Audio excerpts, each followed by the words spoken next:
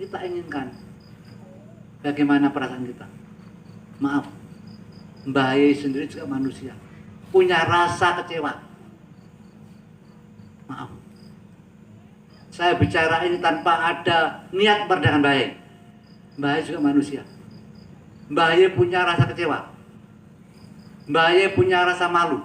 Terus bagaimana kalau kita tidak taat pada Mbah Yai? Terus bagaimana Mbah Yai menghadapi Rasulullah?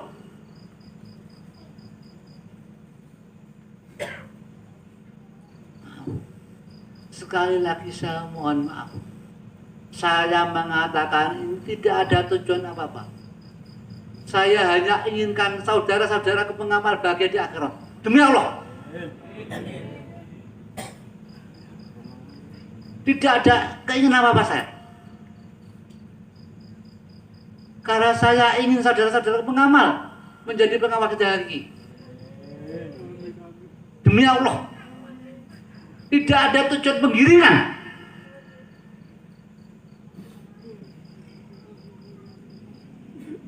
Saya hanya ingin pengamal bersama-sama di akhirat bersama Mbah Yai. Oleh karena itu marilah kita bersama-sama belajar pengeterapan lillah, belajar mengeterapan li Rasul, belajar bersama mengeterapan lil Ghaus, belajar bersama mengerti arti dasar daripada billah, bil Rasul, bil Ghaus.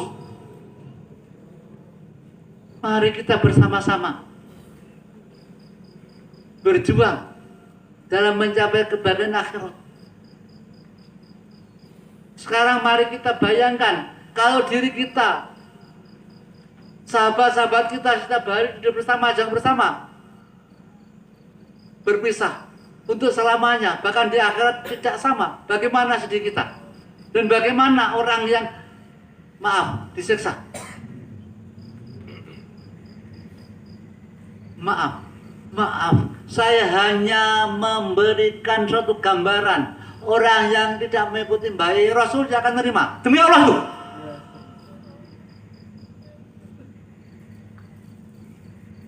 Karena Mbah Yai diberi Allah untuk menolong manusia. Diberi Allah untuk menyelamatkan kita.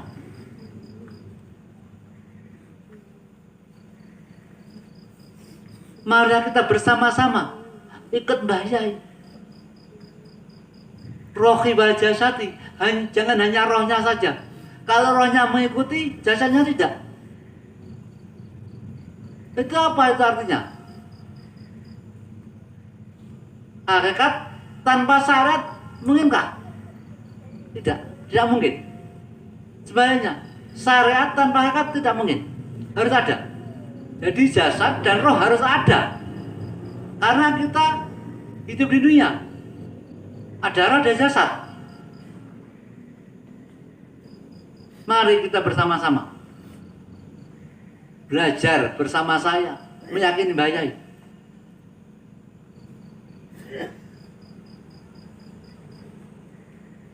Sekali lagi, saya mohon maaf. Jangan pandang saya sebagai putra beliau. Pandang keyakinan saya kepada beliau. Jangan salah paham. Jangan pandang Syafi'i sebagai putra beliau. Pandang keyakinan Syafi'i kepada Mbah Yai. Hanya itu. Kalau sama memandang Syafi'i sebagai putra beliau itu akan menjadikan kurang baik. Karena Syafi'i juga manusia biasa. Punya keliru, punya salah. Al-insanu ma khalaqatu wa nisyam. Manusia tidak pernah luput khilaf dan dosa. Kalau ikut Syafi'i nanti bagaimana kalau Syafi'i tidak istiqomah? Syafi'i bertengah Mbah Yai, mereka akan semua bertengah Mbah Yai. Oleh karena itu ikutlah keyakinan saya, ikutlah kepada Mbah Yai. Jangan ikut Syafi'i. Dan jangan pandang Syafi'i sebagai durian. Pandang keyakinan Syafi'i kepada Mbah Yai. Pandang keyakinan Syafi'i kepada Rasulullah. Pandang keyakinan Syafi'i kepada Allah Subhanahu wa taala. Itu yang saya inginkan. Agar semua nanti bisa menjadi pengamal hakiki menurut beliau. Dan beliau sudah pada saya. Pengamal berat. pengamal itu berada beliau pada saya. Dan itu saya tidak tidur.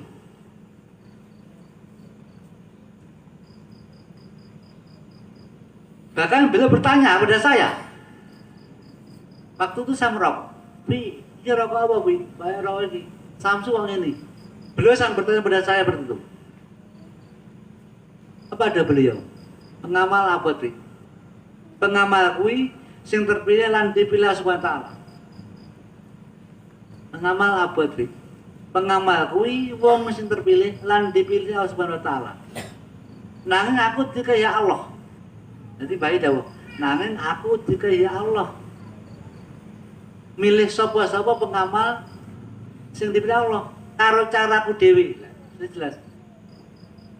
Insya Allah kalau kita akan bayai, mengikuti program bayai, mengikuti apa yang dikersakkan bayai, insya Allah bayai diberi Allah untuk memilih dengan cara beliau. Pak, insya Allah kalau beliau memilih, maka Allah juga akan memilih. Rasulullah akan bersyafaat. Saya sarankan, maaf, saya tidak pantas memberi saran. Saya hanya memberi gambaran. Maaf, saya hina. Saya tidak pantas menyarankan. Saya hanya meminta, mengharap, marilah melakukan program yang bayai mulai saat ini. Marilah sama-sama belajar dengan saya yang hina ini untuk melakukan perjalanan Fakihiyah seperti yang dikendaki bayi sebelum tahun 89. Karena setelah tahun 89 ke atas banyak penyelewengan, banyak penyalahgunaan soal Fakihiyah ajarannya demi kepentingan pribadi, demi kepentingan kelompok, demi dinasti tertentu. Oleh karena itu marilah mulai saat ini kita bangkit. Kita mumpung masih ada kesempatan, mumpung nyawa belum loncat Sokorogo, mari kita kembali melakukan apa yang dilakukan Bayai. Dan berdawuh, PSB itu jati diri Fakihiyah. Jadi intinya PSB itu jati dirinya golongan orang yang bertauhid kepada Allah Subhanahu wa taala. Fakihiyah itu apa artinya? Artinya dari bahasa Arab wahid satu, kemudian ditambah ya tak marbutoh, yang Fakihiyah menjadi wahid menjadi Fakihiyah. Pertama wahid yang arti satu, kemudian ditambah tak ya marbutoh dari Fakihiyah yang berarti golongan orang yang bertauhid kepada Subhanahu wa taala. Bagaimana kelakuan kita menjadi golongan orang yang bertauhid kepada Subhanahu wa taala? Tentunya kita mengikuti sunnah Rasul, kita mengikuti sunnah beliau. Kenapa saya mengatakan demikian? Kami yakin, apalagi saya yang bodoh, yang tidak mampu mencerna suatu kalimat, suatu kata-kata kita kepada Rasulullah itu berat, tanpa ada perantara yang lain, dan sudah menjadi garis kita berat kepada Rasulullah. Maka itu Allah Subhanahu wa taala mengutus para nabi Rasul mulai zaman Sayyidina Hasan sampai Sayyidina Hasan sampai akhirnya Mbah Yai. Itu karena Allah sayang kepada kita. Allah Subhanahu wa taala menyelamatkan kita dari orang terpilih. Dan menurut keyakinan saya yang hina ini, tidak mengikuti Mbah Yai otomatis menentang Allah, tidak mengikuti orang yang diberi Subhanahu wa taala. Oleh karena itu sekali lagi saya mohon tidak menyuruh, karena saya tidak sepantasnya menyuruh panjangan sekalian. Saya hanya minta dan memberi gambaran. Kalau ingin mencapai kebahagiaan dunia akhirat, marilah mulai saat ini kita sama-sama bersama berjuang pada Allah Sallallahu Alaihi Wasallam, ikut di belakang Mbah Yai. Dan seperti apa yang dikatakan saudari Aisyah Ratu tadi sudah jelas. Intinya Mbah Yai selalu ada di depan kita tanpa kita sadari. Ya beliau kepada seseorang dari Malang, aja melok aku, malah aku malah bingung, aku nih kuburan, melok sawah dia, aku nih jero kono. Artinya kita Allahumma ya waqitu ya ahad ya wajidu ya jawad dan seterusnya, itu tanpa kita sadari bayi ada di situ. Bagaimana kalau kita itu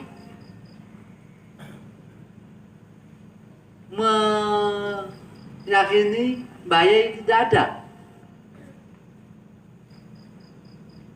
Tidak mungkin. Karena di saat kita membaca sholawat Waqidah, bayi pasti ada di depan kita. Kita sadar atau tidak? Sesuai dengan doa beliau, aku nenjurne kono selawase.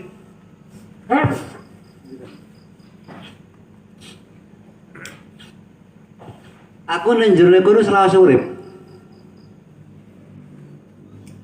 Berarti artinya bayi ada di dalam sholawat Waqidah selamanya. Kalau kita meyakini beliau dengan murni, insya Allah bimbingan beliau itu selalu ada dalam diri kita. Tapi sebaliknya, kalau kita menoleh kepada yang lain, apalagi tidak mengikuti beliau, beliau juga tidak mau membimbing kita. Karena apa? Besar kecil bimbingan beliau tergantung mahabbah kita. Bismillahirrahmanirrahim. Al-mahabbatu antahaba kholaqa fil mahbub, kata beliau. Cinta yang sempurna apabila dia lebur pada yang ia cintai. Nah, sekarang kita cinta kepada siapa? Kalau kita cinta kepada beliau lebur, maka insya Allah nadroh dalam setiap langkah kita akan mengikuti kita. Kepada beliau, bimbingan itu tergantung besar kecilnya rasa mahabbah kita kepada yang memberikan nadroh. Apabila kita nadroh sampai lebur, maka beliau setiap saat, setiap waktu, setiap nafas kita selalu memberi panca nadroh. Yang mana panca nadroh itu yang kelak akan menghantarkan kita kepada SWT. Tapi sebaliknya, kalau kita tidak ada cinta, maka beliau tidak akan ada bimbingan terhadap kita. Apakah kita mengadakan sholawat Waqidah? Tidak ada artinya, tidak ada apa-apa sholawat Waqidah sebenarnya. Saya berani mengatakan, sholawat Waqidah tidak ada karomahnya. Kita membaca sholawat Waqidah tanpa menerima, tidak mungkin sampai Rasulullah tidak mau menerima, walaupun sholawat tanpa hijab. Karena setiap zaman seorang terpilih diberi hak khusus Allah SWT menentukan dengan cara beliau. Setiap zaman, setiap 100 tahun, seorang yang terpilih sebagai qubul aktor diberi hak untuk menciptakan cara-cara sendiri. Terus era sekarang, era zaman, era Mbah Yai Majid sebagai Musyawarah Waqidah memakai cara yang beliau ciptakan, yaitu tanpa beliau tidak akan sampai kepada sana. Dan beliau sudah membekali bahwa Waqidah tidak ada karomahnya sama sekali. Kita membaca sholawat semakin lama semakin banyak, semakin lama semakin banyak tanpa Mbah Yai, tidak ada artinya sama sekali. Walaupun di situ tertulis sholawat tidak terhijab, tapi tidak ada yang baca sholawat. Karena apa? Kata Allah, barang siapa kepada Allah Subhanahu Wa Taala sudah bertemu dengan aribillah yang bisa menyentuh, yang bisa menyelamatkan kita, menolong kita tanpa menyentuh, tanpa adanya jarak waktu, jarak tempat. Kita beda lidah dengan beliau. atau beda pendapat dengan beliau, maka Allah Subhanahu wa Ta'ala memutuskan hubungan kita dengan beliau tanpa kita sadari.